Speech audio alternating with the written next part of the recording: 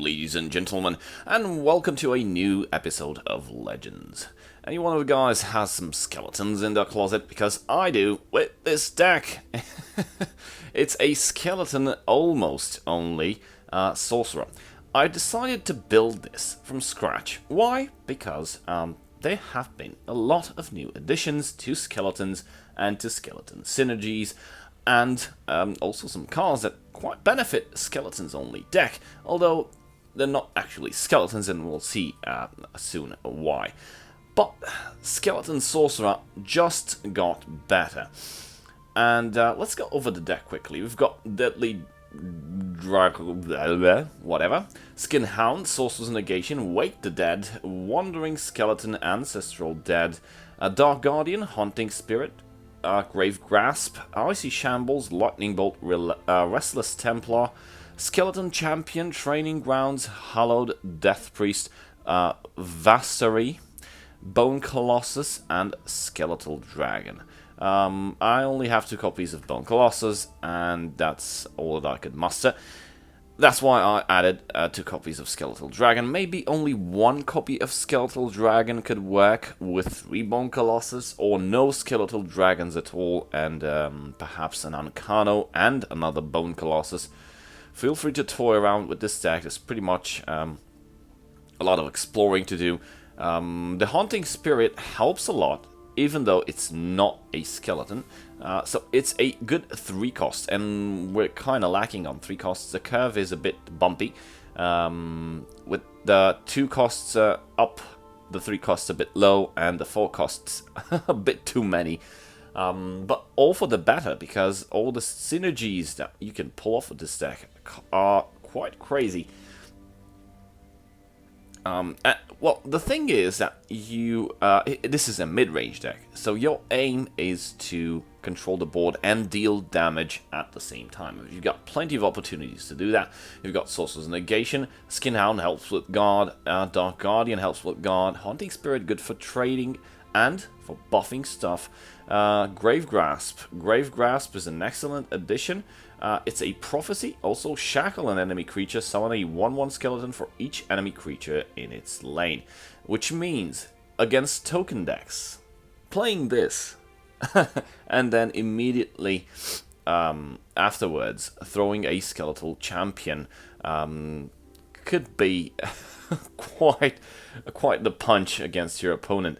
Also, having a Training Grounds 1 or 2 also helps with all those nasty buffs. We've got Lightning Bolts for reach purposes. Vastery just is kind of insane at what it does. Fill this lane with 1/1 skeletons and has a +1/0 for each friendly spirit and skeleton. So basically, the Haunting Spirit actually helps Vastery.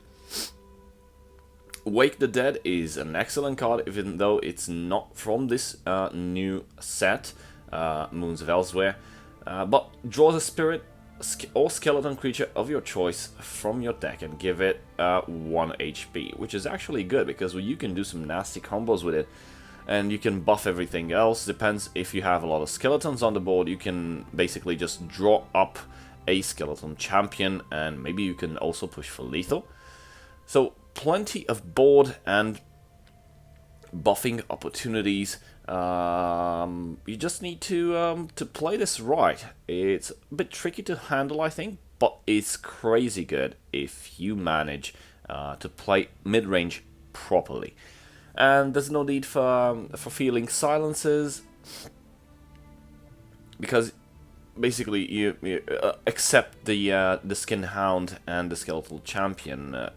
Everything else will stay the same, pure skeleton. So this is the deck. Let's have some fun and test it a bit and see how it goes. So, started our first game and we're playing against Spell Sword. We'll see what kind of Spell Sword it is, but most likely people lately have been net decking Iny's Spell Sword token aggro deck. Keeping Vastery, and we got nothing playable. So yeah, this is one of the problems that I already thought about this deck having, Too many 4 costs and having probably dead hands early on, so against aggro might be a bit difficult. But there's plenty of cards, and there's Shacklers through Icy Shambles. So hopefully we will do just fine.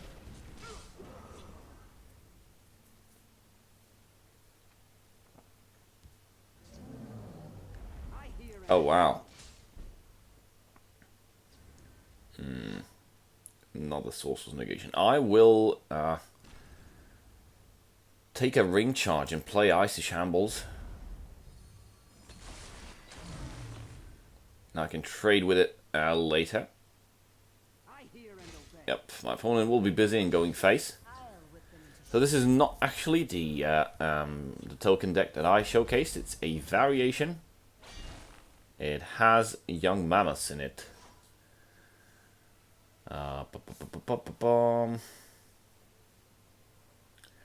We will have to, because the 5th Legion trainer has been dropped in the shadow lane. We need to use Sorcerer's Negation, so that last gasp won't trigger summoning 2 recruits. Meaning 4 damage, by the way. And let's drop Hunting Spirit, and we'll trade with the 5th Legion trainer. As stated before, this is a mid-range deck and should be played as mid-range. Don't try to race anything. You won't do much good. Wow, okay. So, undead tokens as well. Taking tokens to the next level, huh? I will have to use Lightning Bolt. And let's use Wake the Dead. And let's draw...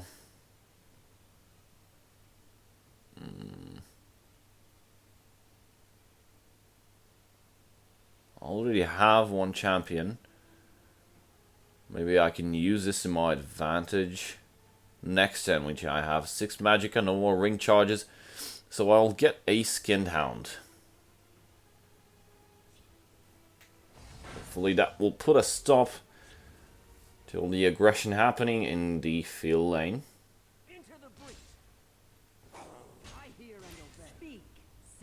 Golden Initiate. Oh, wow, 2 training grounds, one right after the other. I will play 1 training grounds, and I will lay down the Skin Hound, and hopefully, yes, next card is a Skeleton. So it's a 3/5, enough to withstand and get rid of the Golden Initiate. Aww. Most unfortunate. You know what? We did get another one. What to play? We got 7 Magicka.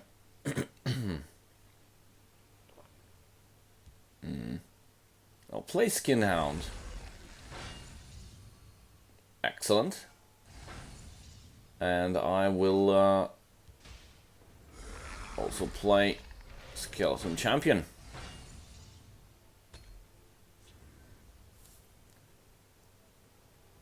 That's enough stuff to... God damn it. Another... Another Edict. Wow. Speaking of top decks, right? Well, we've got all the training grounds in the world. Let's drop this baby right here. There's only 3 damage present in the field lane on the board. Okay, my opponent is keen to go in face. Nothing happened. I will trade.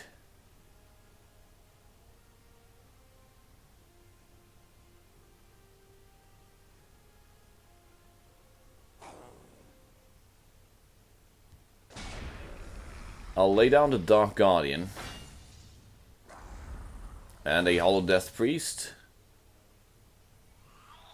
and nothing happened. I can't believe it's another action. Are those all edicts? Oh no, it was a javelin.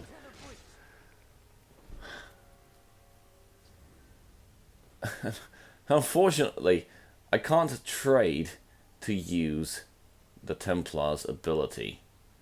Last gasp, gain 5 HP. Let's use Icy Shambles and get rid of that East March Crusader. And let's play another Training Grounds, and we'll use the Skin Hound to buff the Icy Shambles.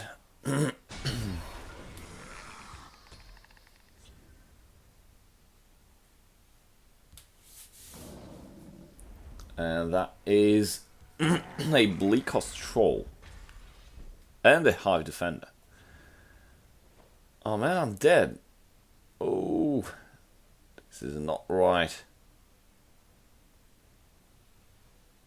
Even though I can trade in the Shadow Lane, I don't have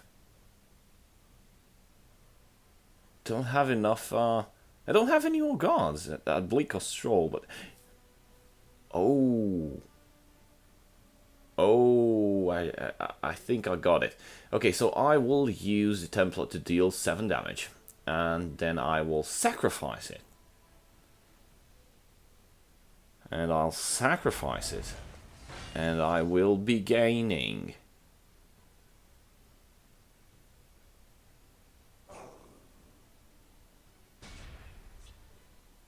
5 HP. That's enough to keep me alive. Goodbye, Smash Crusader. Holy snap, look at that.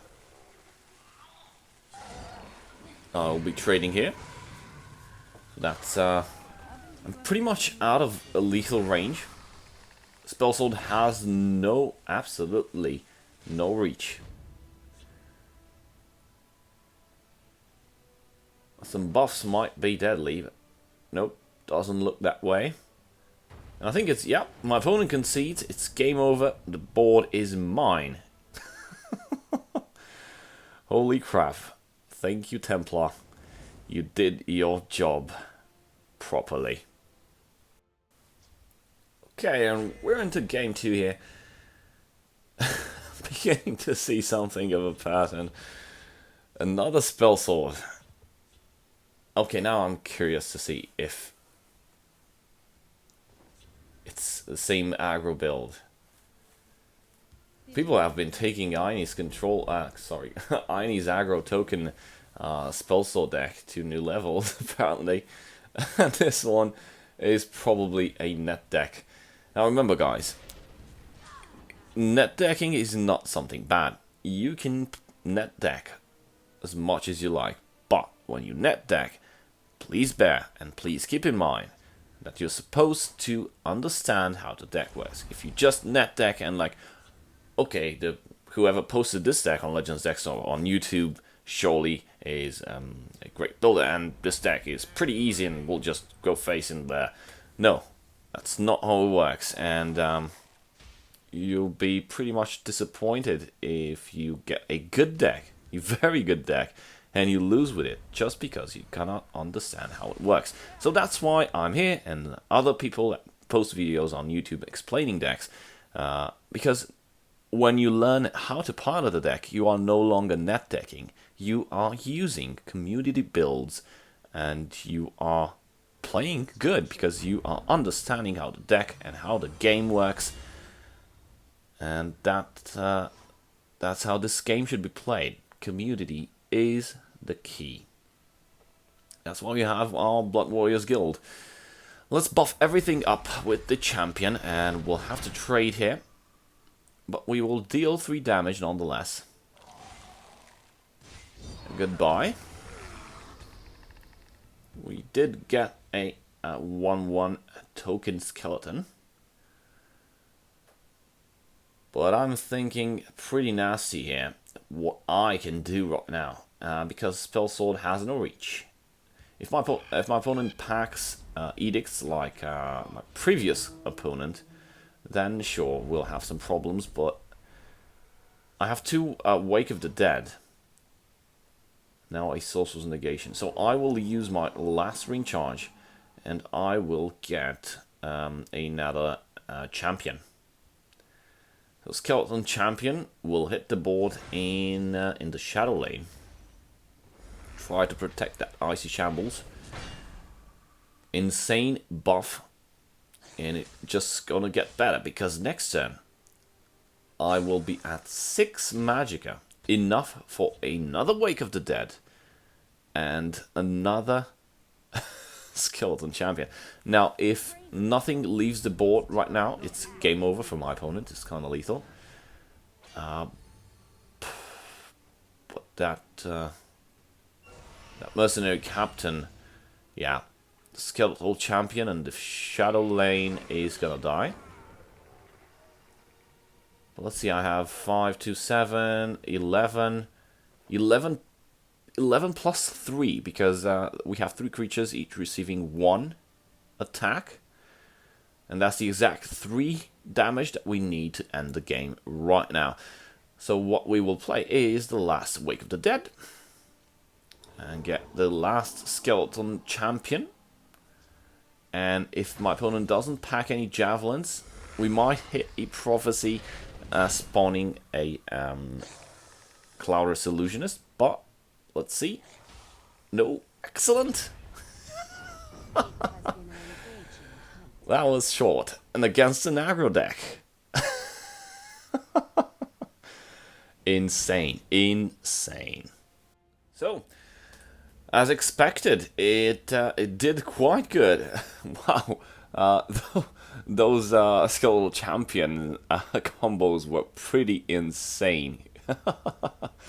I've been toying around with a lot of decks, I'd say, trying to see how the win rate has improved or downgraded. So I've been testing Pilfer Monk.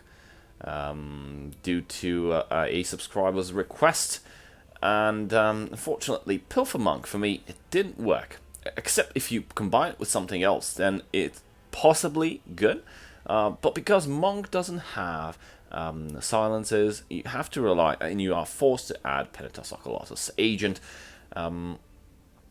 Initially I built like an all Khajiit deck, and it behaved well in some matchups, but due to the fact that most of the decks either are purely aggro and you can't race them, and all the other decks have big guards, like the mid battle mage with Alpha Conjurer, or I don't know, something else.